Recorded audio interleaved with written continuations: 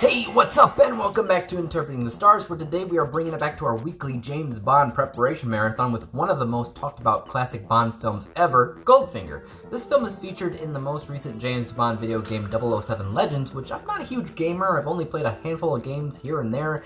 That's one of them. It's featured in that game because it is a very good James Bond film, and in my opinion, the first in the series to really tick all the boxes that it needs to tick in order to be considered a complete Bond film, which I'll try to explain in a second here. Goldfinger stars Sean Connery for the third time as the secret agent with a license to kill. You get the gist, so let's get cracking. This review is brought to you by the word of the day, gist, the main point of something, aka essence. Goldfinger centers on James Bond when he is tasked on following around a mysterious villain with a penchant for gold. Auric Goldfinger, who has something massively sinister planned at Fort Knox, the U.S. depository of gold bullion. The only problem is, Goldfinger is aware of Bond and plans to keep him as close as possible to make sure everything goes according to plan. It is incredibly easy to tell why so many people think about Goldfinger when they think about the classic days of James Bond. It's often the main thing that people think about when they imagine Sean Connery in the role. Like I said, it ticks all the necessary components of a James Bond film and then some. You have Sean Connery in the lead, which a lot of Bond completists love as the secret agent. You have a couple of great, memorable villains when it comes down to Goldfinger himself, as well as the dangerous Oddjob and his killer frisbee hat. There's the evil self-motivated plan hatched up by Goldfinger. You got Pussy Galore, who is integral to the plot and is also an interesting Bond girl because she's part of the villains team.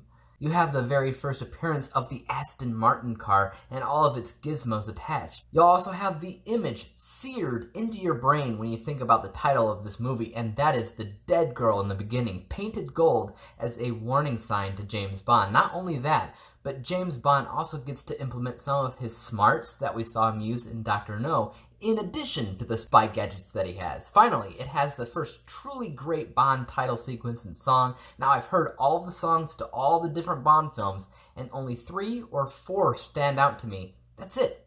Goldfinger was the first. It literally does have everything it needs to have. Is it a perfect film, though?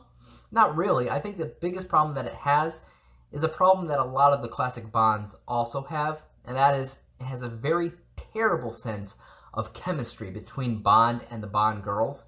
That is, the audience just has to accept the idea that Bond is just immediately irresistible, no matter what woman he runs into. Doesn't matter. It's as if a witch cast a love spell on every female in the entire world. I mean, they're kissing within seconds of meeting. And it's just stupid, but Goldfinger is the worst here, especially when it comes down to Pussy Galore, who Bond arguably sexually assaults in one scene where Pussy is clearly seen pushing Bond away with all her might, but Bond is just too strong for her.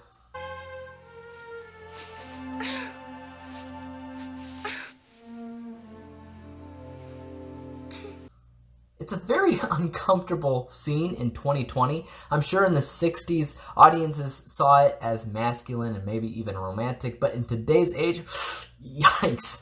If they remade it, that scene would definitely go down differently. That's the main negative that I have to say about the movie. Some other areas in the film have some room for improvement, like the villain's masterful plan. Once again, nowadays, it's easy enough to make fun of, but in the 60s, it did seem insanely genius. It's made fun of in today's world because the 007 films often use that same drive over and over again to the point of exhaustion, if I'm remembering correctly, that is. But it was mostly seen for the first time in Goldfinger, so it was somewhat original, and there's plenty of build-up in the movie for it to seem genuinely smart, and that's really important to note. The pacing and the build-up in the film is very good. The best that I've seen from the classics, for sure. What did I score Goldfinger? 81%, 81 out of 100 possible stars, granting the letter grade of B-. Once again, my rewatch score was better than my original score, which has been a consistent pattern week after week, which makes me really excited for what's to come. My original score, by the way, was 77%, so it's not that different of a score, but still, guys, I'd like to hear your thoughts on Goldfinger. Is it the best of the classics, the best of Sean Connery, or both in your opinion? Let me know. As for YouTube, you know what to do. If you like this review, hit the subscribe button, because there's more where that came from. Hit the thumbs up button, because that always helps out my channel, and don't forget about the little bell icon, because that'll help notify you when I come out with my next review. And until then, peace out!